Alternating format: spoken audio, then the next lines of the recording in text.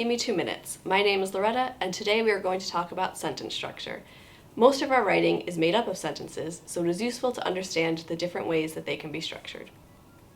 Let's get started with the basics. The first thing we need to understand when discussing sentences is what they are made up of.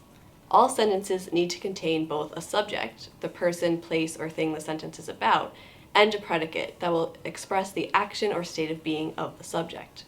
If either the subject or the predicate is missing from a sentence, then it is considered incomplete or a sentence fragment and will need to be corrected.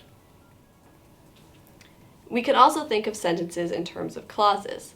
A sentence with one subject and predicate that can stand on its own as a complete thought is also known as an independent clause, and a sentence fragment that cannot stand on its own can also be a dependent clause.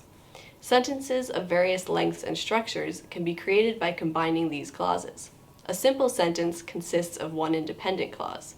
A compound sentence is made up of two independent clauses that are joined together.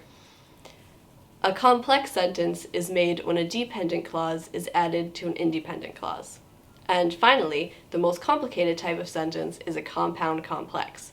This is made up of two independent clauses that are also joined by one or more dependent clauses.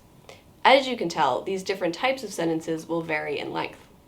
As you write essays, it is good to vary the types of sentences you are using and their lengths in order to avoid your writing becoming too monotonous.